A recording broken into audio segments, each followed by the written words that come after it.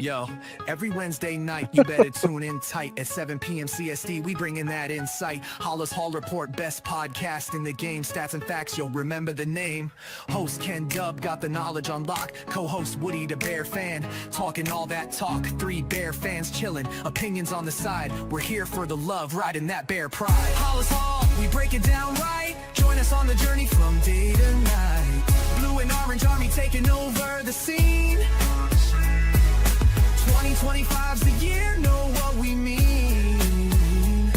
Bear fans unite, it's our time to rise. Sunday mornings, pre-game vibes in the skies. Lions think they're fierce with Dan Campbell's call, but all that greed ain't gonna help them at all. Same old story, we know how it goes. They just can't compete, everybody knows. Minnesota Vikings always talking smack, but when it's game day, they ain't got the knack. Sitting on the couch while we're making a stand. Over here in Chi-Town, we're the best in the land. Halas Hall, we break it down right. Join us on the journey from day to night. Blue and orange army taking over the scene. 2025's the year, know what we mean.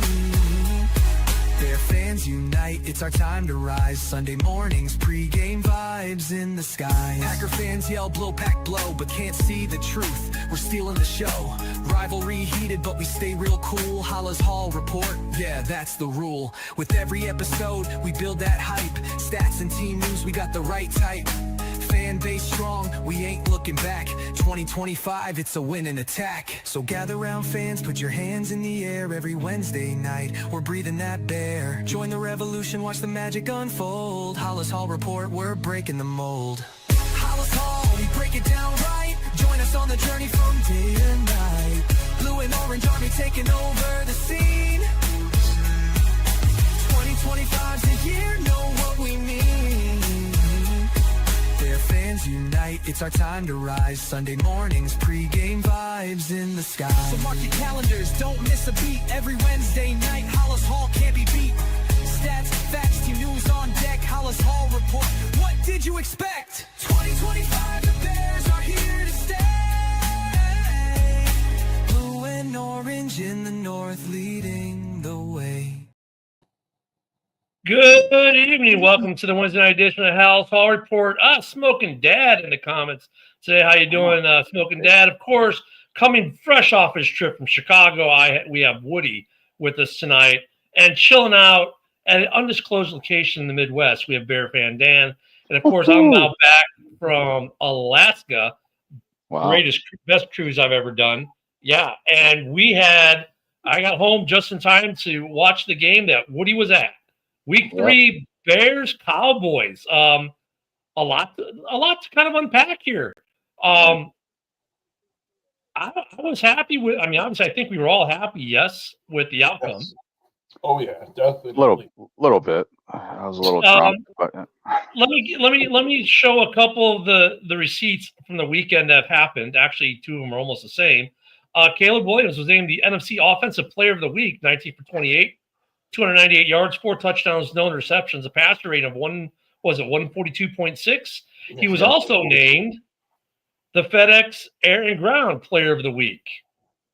Wow. I guess I should move fucking to Chicago. Good luck, right, Dan? Yeah, do you agree? Good luck. I agree. How about them Ravens? First, we got to do about how about them boys, Smoking Dad.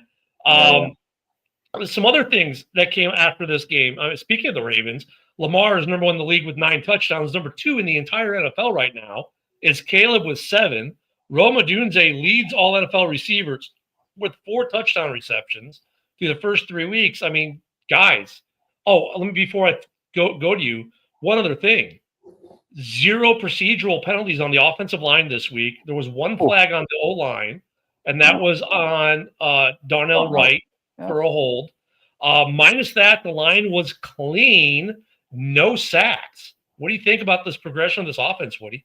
Well, geez. Yeah, like I said, maybe I should go there. It was I was, God bless my dad. He was there with us too. It was a great atmosphere. We were surrounded by Cowboys fans, and I kind of shut them all up at one point. But great atmosphere. By the way, let me say, Caleb Williams is tied for second with 7. Aaron Rodgers also has 7 touchdown passes. Yeah, it was a clean game. The 2 guys stepped it up, and we thought that they're in trouble. Was Trevon Edmonds. Yep. He was wow. 2 interceptions, key one in the end zone, and Tyreek Stevenson ripping that ball out. Yeah, it was amazing. They were like saying to themselves, "We need this win," because 0-3, 0% getting into the playoffs. The only team was anybody know? There's one team that was 0-3. I have to remember that. I just had it on top of my head. Caleb Williams, with that flea flicker, it looked like it was going to be a disaster. And if you see the day before at practice, they tried that and it was a disaster. So the way that DeAndre Swift, flea flicked it back, I was like, wow, it's a mile up in the air. And then, split like maybe a second, Caleb got rid of it. But yeah, all around was good. Special teams, defense. Hopefully CeeDee Lamb, he's out 4 to 6 weeks. That was an ugly ankle injury. So I don't want to hear Cowboys fans saying we lost because of CeeDee Lamb. Don't fucking get me started. But overall, offense was good, and yeah, I should move there, right, Dan? Agree with me? I'll move to Chicago. Yeah. But overall was good. Yeah. I mean, the Tyreek Stevenson, 4 takeaways in this game. The Tyreek Stevenson one obviously being the best. The Bears had just gone 3 and out. They're in the process of giving up, a 15, 18-yard run. And then Stevenson just says, no, thank you. I'll take that ball and go the other way. Literally stole it from the guy. Yep. When I look at the Edwards picks, the one he laid out, nice catch, fine. The 3 interceptions were kind of gifts from Dak in some way. I mean, they weren't the end zone one was not a good throw at all. I mean, look, I'm not trying to poo-poo the picks, the interceptions, those turnovers. The only one that was a really good defensive play, though, for me, was the first one, right? The other ones were nice, but they weren't like they made some great defensive play to make it happen. It kind of fell into their laps a little bit, right? Mm-hmm. There miscues and errors from the Cowboys where the defender did not have to make a great play. And that's good because, I'm not saying it's not bad. I mean, that's because the defense was doing good things. But then we only had 2 sacks. And we get that at the very end of the game when we know that they have they have to pass so we can load up the box and really come at them. But for the most part of the game, the first 2.5 quarters or so, maybe 3 quarters, not that much pressure, Dan. No. What's funny is I was laughing was near the end of the game when they took Prescott out of the game. And put Milton into the game. Well, they knew they didn't want to get him hurt. The other thing is too, Ken, Braxton Jones. All right, the first 2 games he allowed 12 pressures, 0 pressures on Sunday. Amazing. Yeah, I mean, Braxton's been playing better. I kind of thought that would happen with Tooney being there. We knew he was serviceable. We knew he was better than average. Just we had a shitty interior. We now have a better interior, and we're starting to see that reflect on the ends. Darnell was already good, but there was question, I guess you could say, about Braxton. But Braxton's been playing really well, man. I mean, I'm happy they stuck with him. I don't know if a rookie would have done the job, or it's been hard enough with basically a whole new interior to get this line to start to sink. But the offense is starting. Let me throw this up too. Stole this from someone else, from X, but thief. I know, right? But oops, but I'm telling you what, that's a change, man. The Bears are ranked 9th in yards per game, or I'm sorry, 10th in yards per game, 9th in points per game. That's the first time we've been in the top 10 of those categories since 2013. The offense is progressing. Ben Johnson is doing what Bears fans wanted Ben Johnson for. Yep. and that's the offense. The defense, they got work to do. Would you agree with that, Dan? Yeah, I mean, yeah, This they did look better this week. I mean, yeah, we were up 14-3, and they tied up the game, but then after that, just shut them down. yeah, this rush D's gotta because you got Austin Genty coming up this week. Our rush defense is, it's gotta. That's it. That's the only downfall I say to this game was our rush defense. We made Javonte Williams look like a star. Yeah, they really did. There, thank you. Oh, more dinner? Yeah, he just comes in, starts telling me what it is. Jesus Christ! Hey, what is it? You gotta tell us what it is. A sandwich. A sandwich. Okay, hold on. What is it? Since you want to know. Pulled pork sandwich and then a salad. Oh, pulled pork. Dan, I'm hungry now. Are you? Yeah. But you got more for Dan and Woody? Yeah. I'm just. Hey, get yourself down to Pensacola. I've got a plate for you. Ken, and somebody answered this. I mean, what can the Bears do to help out that rushing D? I mean, are they pressuring too much and have the runner go past us, or these offensive lines that we're going against is great and they're making holes? The problem, I think, starts in the secondary because they mentioned how Allen hasn't opened up the defensive playbook because of the uncertainty of who's playing in the secondary, right? That's part of it. Yeah, Sweat and Dio, I think Dio is actually, I understand why they spent the money because you can see it. They put pressures. They got some pressures, or they made quarterbacks feel a little uncomfortable, but they haven't really got home yet. I think a lot of that has to do with Allen not wanting to open up the playbook because of the uncertain times he has in the secondary right now. Now, who's going to play, who's not going to play, that kind of thing. You know, it's interesting you bring it up that way. Maybe some of it is over pursuit, Woody, where they're getting really good penetration, but in the process, letting the runner go by.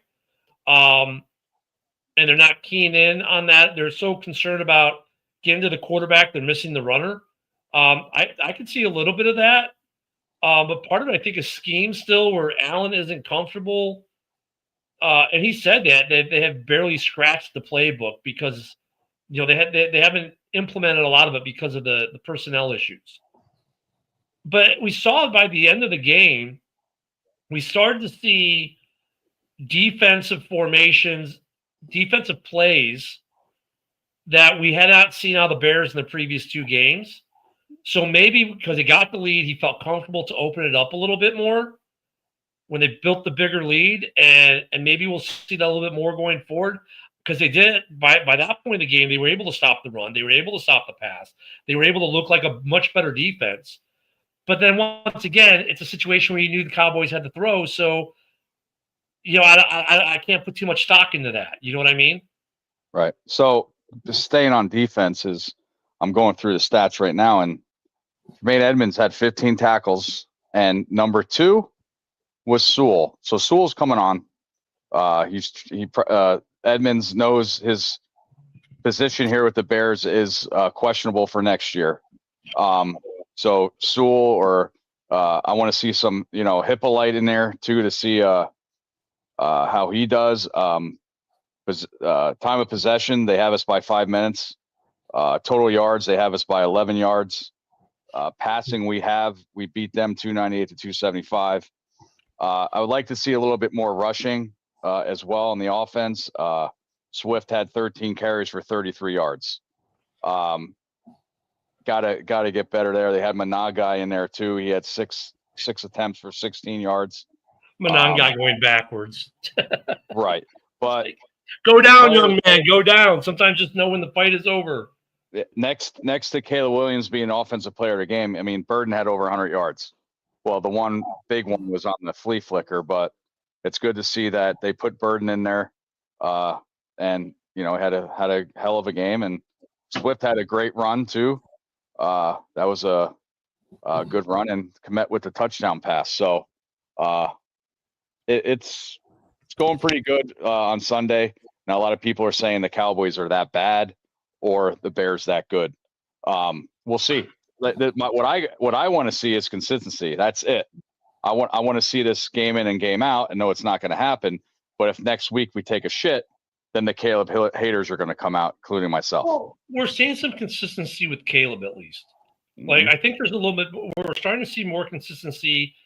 I mean, look at, for instance, part of the his consistency is he still doesn't turn the ball over. He still puts the ball in places receivers have a chance, for the most part. My complaint on Caleb is this: he can make some make your jaw drop passes, and you're like, wow, I didn't even know a human could do that kind of stuff. And then when it's like the routine, it's like he's bored, and it's like, whatever. Oh, it dropped to his feet. Darn. That's a part of Caleb I want to see improve. But I think we're seeing more consistency out of Caleb in terms of positive stuff. Offensively, I agree. We need to see more run. Swift, they still haven't gotten Swift really going. He had some nice runs here and there.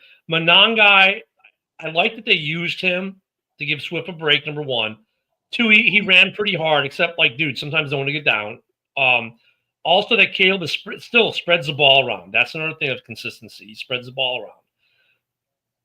Offensively, every game is ticking a little bit more north, right? Defensively, though, is where the improvement needs to happen, and we're not seeing a consistency. It's almost like they get lax when they get a lead. We've seen it twice now, game 1 and game 3. They get a lead, they get lax. They let the Vikings back in that game late. They let the Cowboys back in with up 2 scores, before finally Dallas kind of makes some mistakes that we capitalize on. But I need to see more out of our defense. Well, it seemed like defense made adjustments at halftime. They didn't give up a score. Yeah. You know what I mean? They did. They adjusted well. Going back to Caleb, when I agree, Ken, because I seen it happen twice on Sunday when he was making a rollout and running, and the guy was sort of open, and he would throw it like 2 yards, 2 yards in front of the guy. So I don't know if it's just the way his feet is, or he just wants to get the ball out. I called him noodle arm a couple times on Sunday. Yeah, it's like, that's weird. You know what's funny, though? On those rollout passes, those are normally where he excels. Yeah. So even when he threw a couple of them short, it's like, the consistency is getting better on offense, so the offense is picking up. Yeah. I'm not, and I don't want to we'll get into this week's game here in a little bit, but from this week, he looked comfortable. The offensive line kept them comfortable. And the one thing I think that people don't understand, like that, the DJ Moore touchdown, that was a very significant play. Not because of the touchdown, not because of the throw, but because of what Ben Johnson and Caleb Williams made Dallas do that made that possible. They've started to use Caleb running, right? He had a couple designed runs in that game. Yep. A lot of people, I don't know if you noticed that in the stands, but they had a spy on Caleb on that 4th and goal. And because of that spy, and when Caleb ducked under the cover, out of the pocket into the right, it drew the spy with him, which let DJ wide open. Yeah, so that he was it was like camouflage in the back of the end zone like that. But, but making Dallas commit to a spy on your quarterback, that left you a wide open guy in the end zone. Yeah, he had a couple. Those touchdowns were on my side. The Cole Kmet. I'm just glad Cole Kmet is athletic, because it seems like those passes over the middle, last week's too, over the middle, and he had to one-hand it. This one, it was a pretty good. I think it was a better catch than the throw. So maybe that he's to me, it feels like he's floating a couple balls sometimes through the middle. Right. Yep. Overall, great atmosphere. I had a great time. We did. And Cowboys fans, the one behind us was when it was 14-14, he was like talking so much shit, and his wife was calling me coach because I was up the whole time trying to get the section up. So she was calling me coach. And after Tremaine Edmonds interception in the end zone. They just got up and left, didn't even say goodbye. I was like, oh, I'm sorry. So Dan, what is your are you sold on Caleb yet, or is this got to be every week with Caleb? Gotta see. Yeah. Yep. Gotta see each week. I mean, consistency, Yep. I mean, through 3 weeks, though, Caleb has not had a bad game. Like, he has looked good all 3 weeks for the most part. The Lions game, look, that was 21-14. And so the refs say Tesla somehow got out of bounds when he wasn't even close to get out of bounds. And that gave Detroit basically another touchdown. If that doesn't happen, you go to halftime 21-14. Who knows how different that game looks, right? But, I mean, Caleb, though, off his number-wise, his QBR for the season was like a 107 point something. By comparison, Jordan Love's got a 110. Yep, and he had a tough game. Yep. So, Caleb is showing that he's a good quarterback. But like week 2, like he can't play defense. Right. And, when we get into week 4, that's probably going to be something we're going to have to address. But let's look, the other outcome of this week, of course, is the injury report. Yep. Here is this week's injury report. Speaking of injuries, I mean, going back to last week, I think our defense did pretty damn good with all, TJ Edwards out, Gordon was out. I think they did a pretty damn good job with the injuries that we had.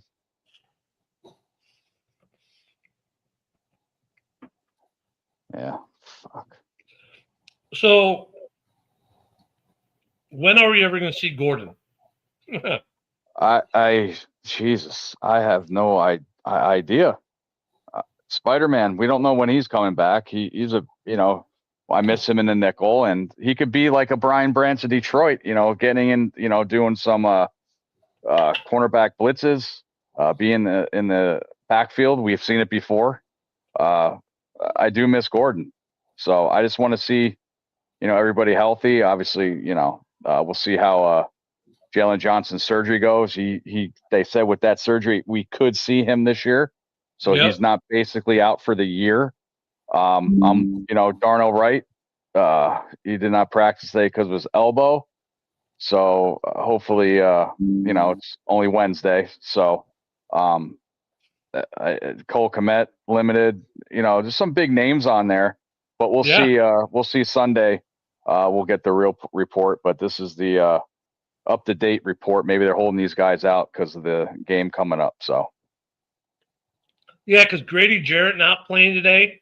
In practice today, Colson Loveland, of course, left the game, didn't practice. Yep. We haven't had Edwards or Gordon at all this season, really. So at this point, I'm okay because I think we've compensated somewhat for that. But if now we lose Jarrett, Loveland, and Wright, ooh. Yep. And if Swift was the same problem last week, he's going to be there.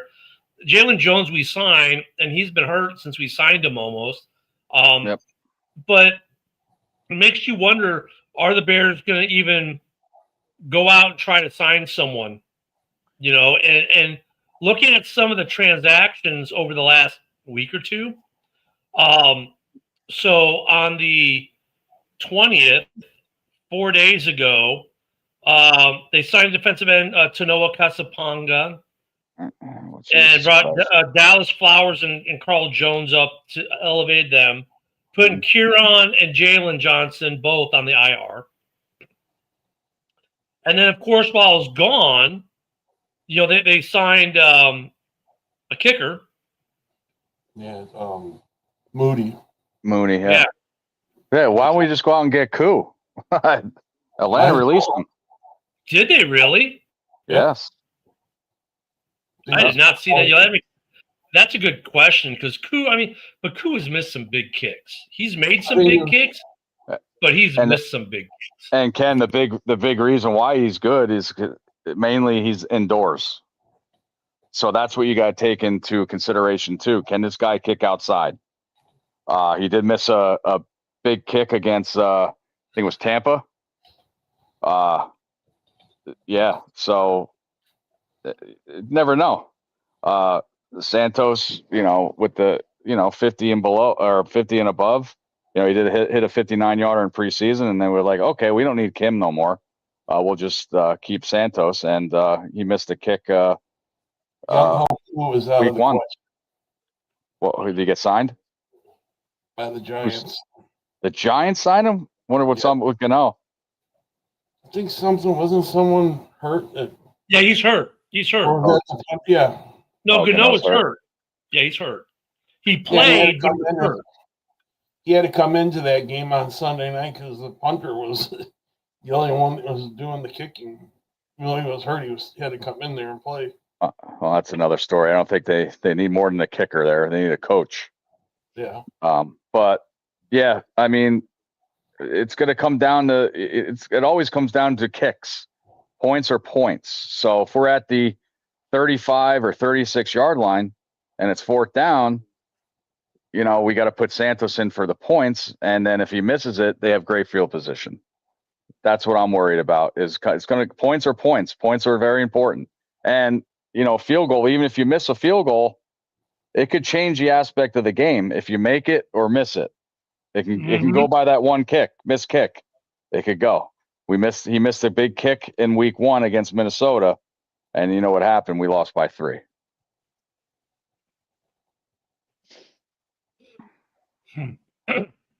Look, Ken's trying to choke on it. Yeah, I was trying to get a little. The sandwich. Sandwich. I don't want to eat on camera, so every so often I'll duck out and take a bite. So yeah, I care. I got the round table after this. I can't have cold dinner. But anyway, yeah, I mean, I think though Cairo's got to know because we now have a kicker on the practice squad, which I can't remember the last time there was a kicker on our practice squad. That's gotta send a message to him that, hey man, you're on a leash. Like that's the message sent right there for the Bears. But still, I mean, can we kick the tires on some of these corners that didn't get signed in the offseason? Quick, just I don't look at it. Even if you're not going to sign the guy, just bring the guy in for a workout. I mean, at least the media and the fans will go, oh, well, at least you're looking at someone. I mean, I get it. I agree. Look, if there's no one worth spending the money on, or they're not going to improve your team while we got some guys down, I get it. Don't spend the money. But the problem is the perception of the fans is, well, they're not trying to do anything, which the three of us know is not the case. We know that they're scouting people, looking at game film, tape, whatever they've got on guys, trying to see if there's someone they can bring in to shore up the cornerback room. But to the average fan or the media, so they can make a thing out of it and get their clicks and likes and say why the Bears are bad, like, dude, just bring a guy in. Like, yeah, he's not going to get signed, but at least work him out for a day. So at least say, the Bears are looking for guys, but I guess, Gilmore wasn't it because we know he's not it. But at least bring him in and let him work out for the day and make him think that you're doing something. Yeah. And there are 2 out of 3. I just looked it up. Former place kickers that are available were Bears. Pinero's out there. Yeah, no, Pinero is not out there. He's at San Fran. He just kicked the winning. Kicked the winning field goal on Sunday. Yep. What about Bagley? Badgley, how do you say his name? Yeah, we had him. Detroit had him. And Greg Joseph is the other one. I mean, Moody's not. He was all hyped up his first year in San Fran. He did pretty good, but I guess he's messing up this year, and he just cut him. Well, look at this. It might be good for him to come to Chicago, be on the practice squad, rehone his game. And if Santos fucks up, yep. I mean, he was the 3rd round pick. Not many place kickers get drafted. So the kid has some talent, obviously. Let's get some questions and stuff in the comments if anybody's out there. It's very light tonight, so what about if he comes back? Is the Ravens cut him? Is that Tucker guy? Oof. Tucker's suspension is currently being served right now, so all these games are being counted towards the suspension, even though he is not signed. So late in the season, someone could sign him if they have an issue. Yep. or if someone gets hurt, Tucker could definitely get signed. I haven't seen anything on his case at all. Like no charges have been. There's still no charges filed against him for any of this stuff that they said he did. In fact, the only thing we have is accusations. There are no court cases, nothing of any kind. Just at the NFL game, this massive suspension, Yeah, and there's literally nothing. At least with Deshaun Watson, there were pending cases. In his case, I don't think there's anything going on. So that's interesting. But I don't think the Bears. I mean, I think what do you get, like a 10-game, 11-game suspension, something like that. Somewhere around there. Yep. So it's a couple more weeks before we'll start hearing his name again. But we got a game this weekend, right? Oh yeah. We'll talk about Sunday in the pregame, but we might as well start now. Unless you guys have anything else you want to talk about from the Cowboys game. No, everything was good. Just got to get that rush D up and run more. Got to get some holes open for Swift. We want those haters out there. I like Swift because they have Roshan on the special team, so I don't know if they're trying to say something there. So that's interesting to see too this year. We need to get the running game on so we get this play action going. We can't be doing flea flickers all the time. We've been saying that the past 3 weeks for them to get that run game going. See more right. out of them. Yep. So, I mean, do we really need to do player of the game, or is everyone just going to say Caleb? I mean, he was the NFC Offensive Player of the Week and the Air Ground Player of the Week. So, I mean, do we really have to discuss that and say it was someone else? Well, I'm just going to say Burden with a great game, and the dud is I'm going to say our rush defense. That I would agree with that, with the dud piece at least. The funny thing about Burden, I think that with that one catch, he's already outgained Golden and Green Bay for total yards. Yeah, he's already got a better season than Golden does with just in his first game. He really did anything. He's the flea flicker, wasn't it? Yeah, he did. That was a 65-yard bomb. Yeah. Yep. We got the Raiders next. About that game quickly, all I can say was when I seen that happen, I'm running, seeing Caleb throwing these passes. I'm like, where the hell did he start learning how to throw the ball like that? Dan, it's because I was fucking there Sunday. Well, simple, bud.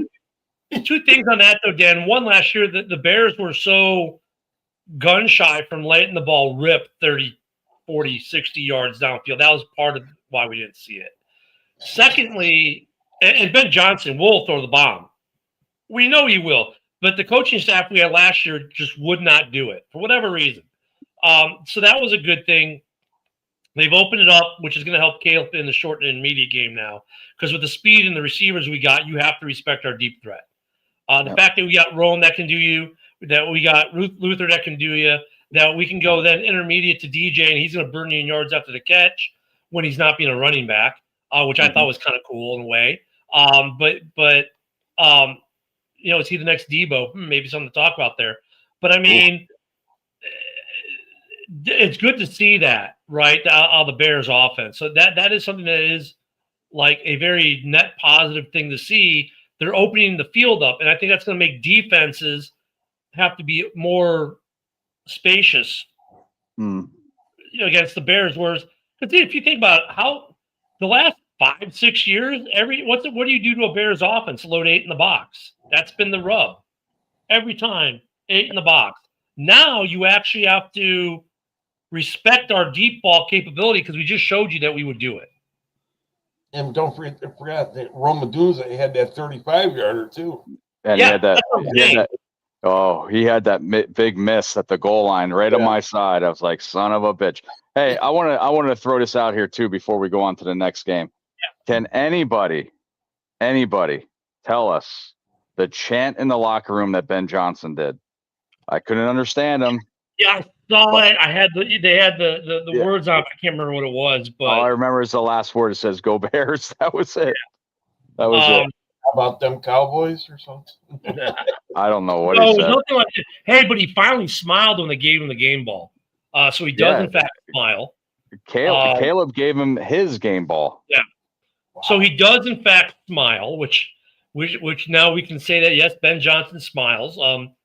Oh, the other thing I want to bring about the game too, though, the problem was, and it was funny because no sooner than Tom Brady say this, the Bears did it. They were like, the Bears are scoring too quick. Like, it's great that Caleb can throw these 35, 65-yard bombs, but their time of possession sucks. Like they're just quick score, get off the field. Like they need to start doing sustained drives. No sooner does Tom Brady say this on TV, the Bears log the longest time drive, 19 plays. not over 9 minutes long, the longest drive of the season in the NFL. Well, until Monday night when the Lions did that 10-minute drive. Was that 10 minutes? Yeah, until Monday night. Yeah, but at that point, 3 weeks in, and it was just after Tom Brady said they got to start putting together long drives because they're scoring too quick and like on cue. The Bears put together a 9+ minute drive, 19 plays with a little bit of everything. Well, speaking of Tom Brady, it leads me into my surprise that I was going to say, and I want to hear. I'll always love to hear Ken disagree with me, but I'm going to fucking say this. All right, go ahead. Speaking of Tom Brady, all right, he commentated in the game on Sunday, right? Uh-huh. He owns half the Raiders. No. Yep. What? 5%. Okay, well, he runs it, some of it. He has a 5% stake, yeah. Any contradicting controversy there that, hey, Raiders, I talked to the offensive coordinator, I talked to all the coaches, I did the Spygate, I did the Deflategate, I did the Tuck rule. You know, do you think there's anything that we should worry about there? Because I am. Okay. This was an issue last year when you bought the 5% stake. I 100% get where you're coming from, but the NFL has put in place certain rules. So, for instance, he doesn't talk to the OC or the DC or the head coach in the prep leading in the week. His partner can in the booth. The other reporters can. Tom Brady's not allowed to take part of those meetings because he's part owner of the Raiders, 5% stake.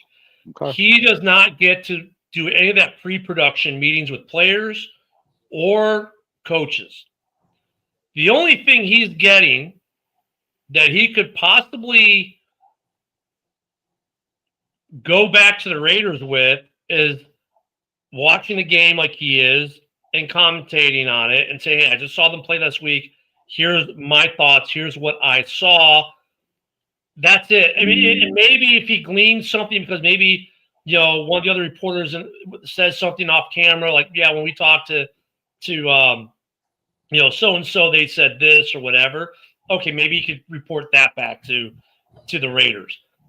But the NFL, because this came up last season, and the NFL, because they were worried about him trying to snag free agents to go to Vegas. But they put in place where he can't talk to anyone.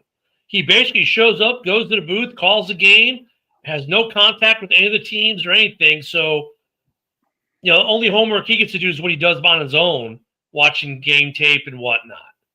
All right. Just bringing that out there. No, but I don't disagree with you. I can understand where it's coming from. And look at it.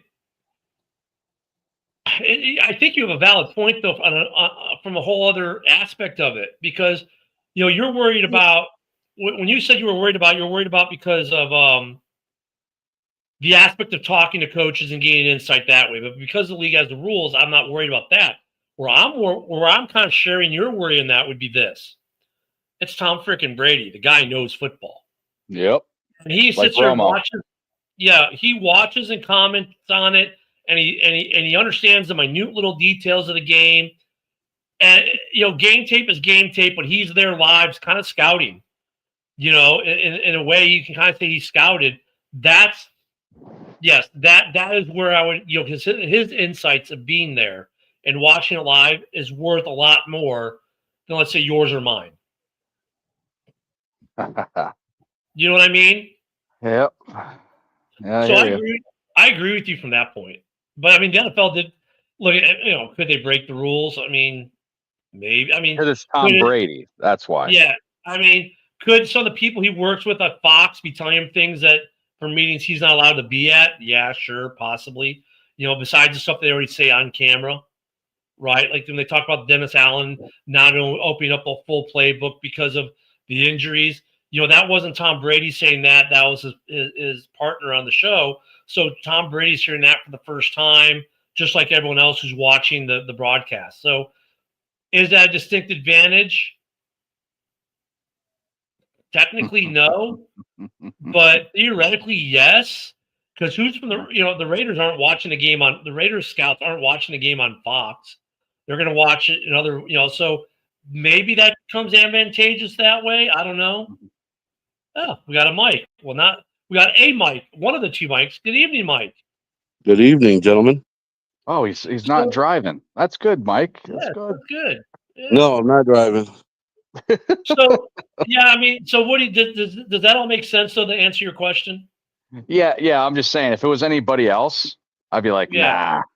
But since Tom Brady has been in so much of these, again, Spygate, Deflategate, Tuck Rule, even though that was a fumble, sorry, Patriots fans, that was a fumble.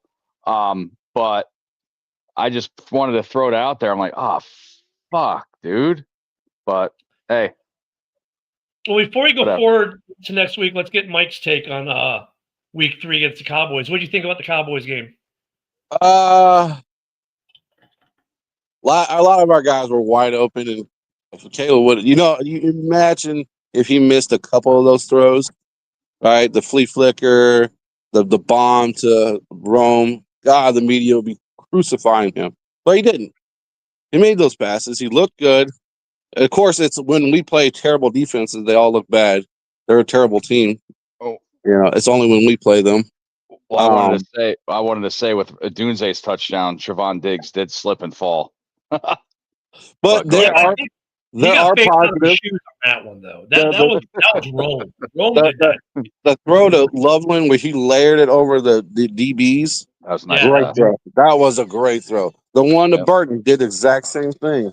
Hey, on the Adunze one though, where he beat him, that was Adunze making him fall. He juked him so hard he fell.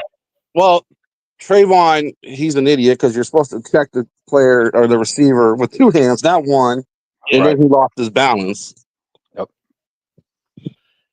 And it was 3rd and 8. You don't play pressure on 3rd and 8. You back up. Well, that's the other thing that I want to say though too. And I didn't say this before we were talking about. I said it this morning. Like, dude, Matt Eberflus, you're a good defensive coach. Like, we all know you do good defenses. You did good defenses in Chicago. You know Caleb Williams better than any defensive coordinator in the entire NFL. Why? You were his head coach for his rookie year. You have more knowledge on Caleb Williams than any defensive coordinator in the freaking NFL. And you're going to play zone defense on him all day? Yep. Really? Hey, he helped develop him. So. Yeah, I mean, some of that I wonder about the Eberflus defense calls. Like, well, no wonder why we got rid of you in Chicago. But that was uncharacteristically bad defensive calling by Eberflus. And I don't know, maybe he felt like, well, zone is really the only way I can go because these receivers will rip me in man. I don't know. Why don't you throw more exotic blitzes at Caleb? Right? They didn't do that. There's things they didn't do. So, I mean, it made Caleb look really, really good. Obviously, he won all these awards this week. FedEx Ground Player of the Week, NFL or NFC Offensive Player of the Week. But Eberflus kind of gave it to him on a silver platter in a way for me too. But it was great to see that, like Mike said, he did what he was supposed to do against a defense that might not be that good, and made them pay. Now we go to a Raiders team that is in transition as well, where Max Crosby, who used to play the 8 or used to play the 5, is now playing the 8 technique. So it's a different look for him. That's why Crosby is down, but still Max. What's up, Mitch? Crosby. What's up, Mitch? Good. Congrats on Monday night's game. Yeah. How do the Bears do this week against the Raiders defense? Run away from Max Crosby and get the ball out quick. Double team his ass. You put Komet on him with he's against Darnell. He's against Darnell, right? And he's hurt too. Yeah, he's gonna need some help. Komet and Loveland were both on injury report this week, and Darnell Wright's on injury report as well. All right, so that means Theo is gonna take over for him. Yeah, he's gonna need some help with Max.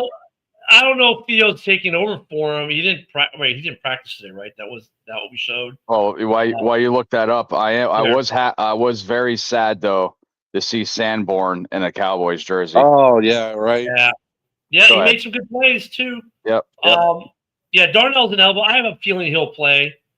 Like from this list right here, I have a feeling that Jarrett, Loveland, Wright, Komet, Swift, they'll all play. Yeah. And DeMarco Jackson, he's full practice, so he'll play. We won't see Edwards. We won't see Gordon. And we won't see Jalen Jones. They'll wait till after the bye week. They'll probably – I think their first game action will be week 6 against the Commanders. And that makes sense to me, especially with a Raiders team that isn't necessarily – they got injury issues of their own. Their tight end, their biggest weapon's hurt right now. Their best wide receiver isn't playing well. Geno's not even in the game, right? Geno didn't even start this week for them, right? Their backup quarterback is in right now because of injury. Maybe Geno's back. I'm not sure. We'll have to look at that coming into Sunday. I think Jacoby AOC got cut, didn't he? Does he got? Who's the backup? Wasn't Minshew. He left. Minshew was in Kansas City. I think Jacoby Myers is actually, the receiver to watch on Sunday with, Brock Bowers with that knee brace he can't cut as much. No. He looked uncomfortable the first week he had that brace on. So got to see if it's going to get off this week. Who knows? Ripping it. Our old guy. Yeah, I like that. I see a lot of blitzes coming. I mean, so Mike, my question to you, Mike, is how did the Bears stop the run? Because our rush defense is that was my dud of the game. So how do we stop this run? You got a plan for Gentry. I think he's going to easily get 80 yards on us. Yep. No, Geno played last week. Geno Smith had 289 yards. He was 19 of did 29. Like 3 interceptions? 3 touchdowns. Alton Gentry had 63 yards and 17 carries. Geno had 3 touchdowns, and it went to wide receiver Trey Tucker, who had 145 yards. Geno Smith had a rough last week. I was listening to Chicago media, and they're still saying we need a running back, which I think we still do. Mike, that leads into my next question for you. Why is Roschon Johnson only playing special teams? Are they trying to tell us something? He's getting a Tristan Ebner treatment. What's up, Ian? That was a homer. They were talking about would you trade picks for a running back? I'm like, no. Why don't you see what you got in the fucking Brown? Why not get Wheeler back here? Mm-hmm. If Roschon Johnson is just on special teams, cut his ass. Yeah. If you're not going to use him. Yeah, because it's going to be Managai. And I mean, he runs hard, but he's not one of those 100-yard rushing game. Him and Swift are both the shift running backs, right? They're great pass catchers, right? And then you get a lot of open space. But that's it. They're not down the field running backs. That's what we missed with Montgomery when we had him. Billy, the link is in your inbox. But I honestly think we need a pass rusher more than anything. I don't think we need the pass rusher as much as we need to open the playbook up, because, and I think you might have missed this, Mike. They were talking about how we haven't opened up the defensive playbook because of the uncertainty of who's playing in the defensive back end. That because of the cornerback injuries and whatnot, they haven't really opened up the playbook on the defense.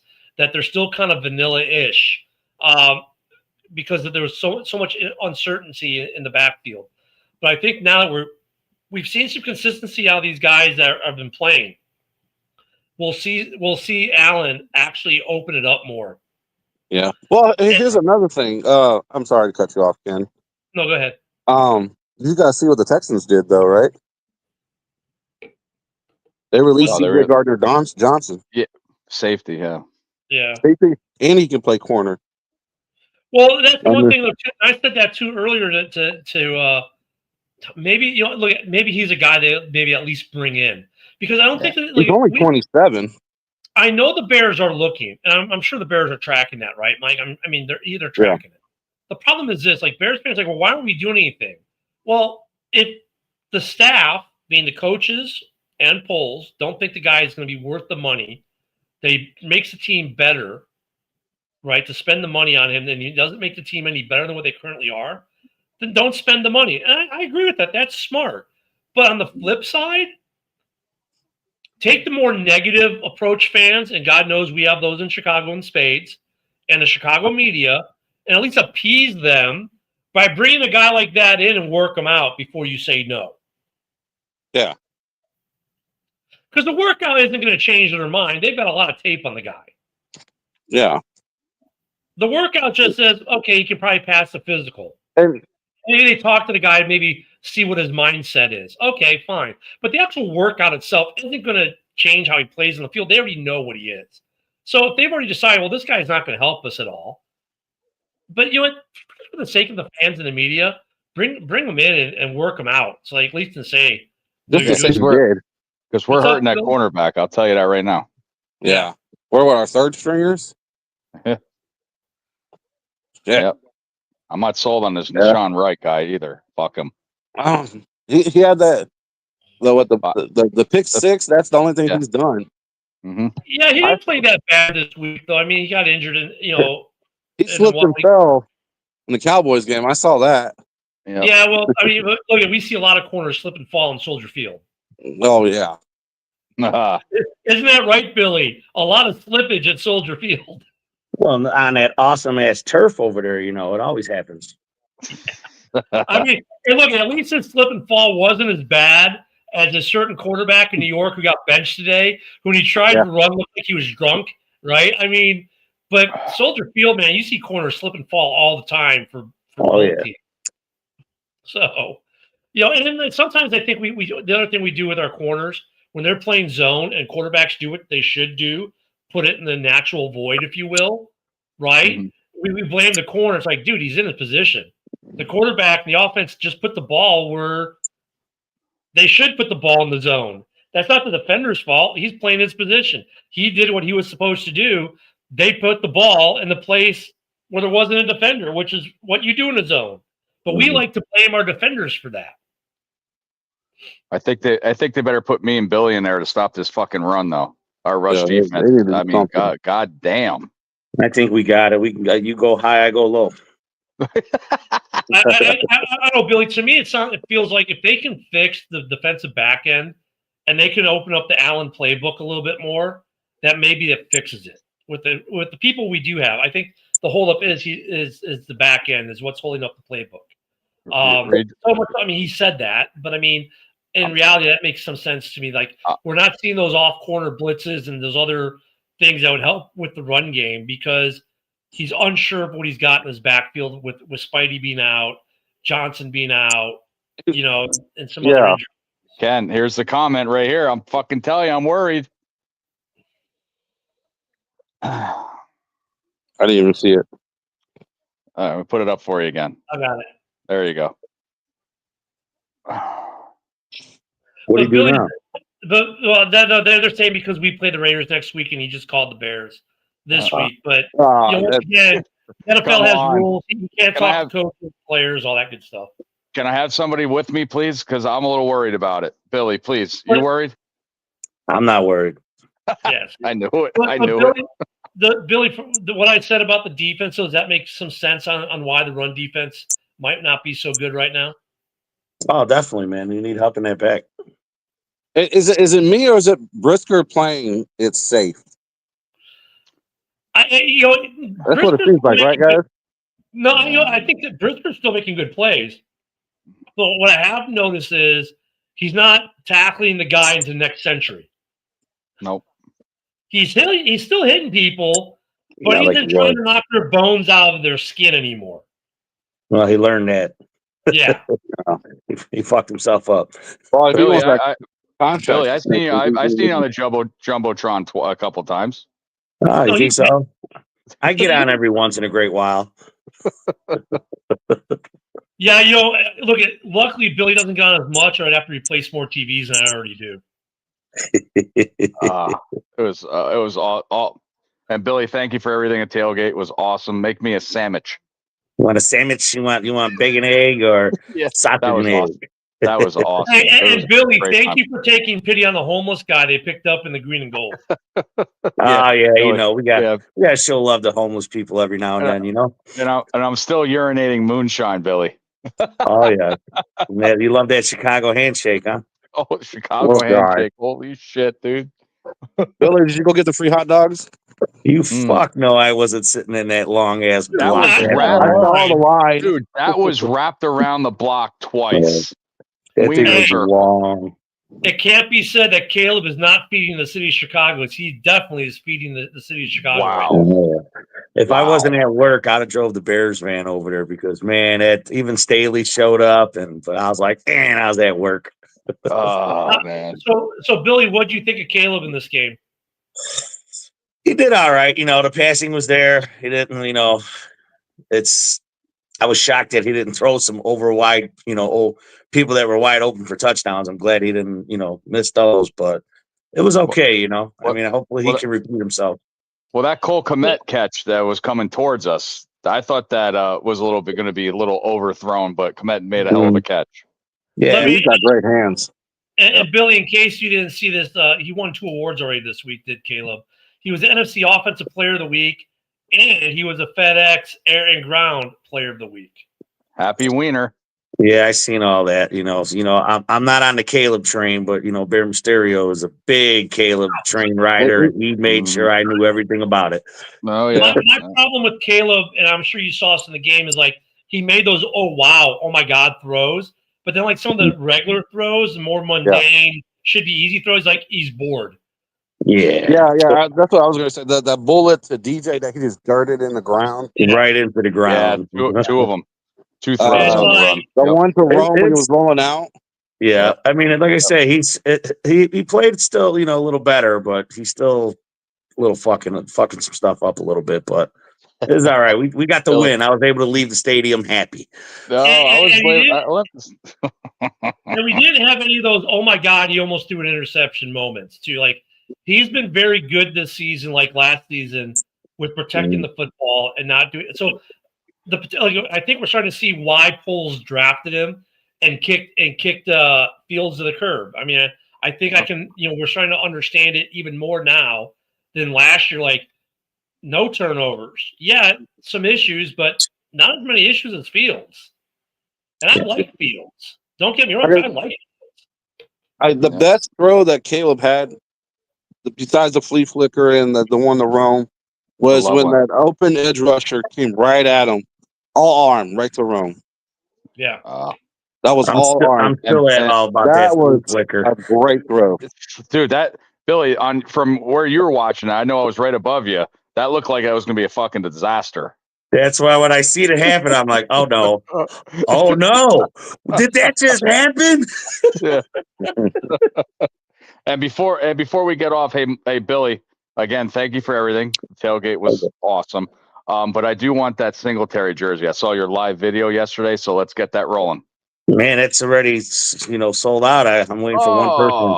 I'm waiting for one person to pay her spot, and then I'm going live tomorrow. The auction. It's a winner. Oh my! And don't forget, if you're ever going to a Bears home game, find our boy Billy here, First and 10 tailgate and Hall of Fame, and they will hook you up right. And if you're going to a away game, contact Billy because he will definitely be able to tell you who to go see. Like when I went to Washington last year, he hooked me up with the Commanders guys, and we had a blast. And if you're in Vegas for the Bears game, we're in Lot J. Bear Mysterio will be there with the first, and half my crew from First and 10 will be set up in Vegas this week. And then a home game. Ask Billy for a fucking sandwich. Sandwiches. I'm your sandwich man. At least when they go to Vegas, they can still get some Rosati's, right? Because there's Rosati's locations in Vegas. Bear Mysterio is doing tacos. Always go to the Kona Grill. Grill. Billy, before we're out of time, Billy, tell him to go to Rubio's. It's tacos like he's never had before, and trust me, he'll like it. It's different, but it's good. Rubio's Tacos. It's a West Coast taco chain, but they've got 2 locations, I think, or 3 in Vegas. But it's seafood, but it's good. But guys, we're out of time. Don't forget to be back here with us Sunday morning at 11 a.m. Central for pregame. Thank you, Billy, Mike, for coming on. Dan, of course, who was here earlier. Everyone in the comments. We'll see you on Sunday. Let's go Bears. Let's make this a 2-2 record. Mhm. Bear down. Bear down.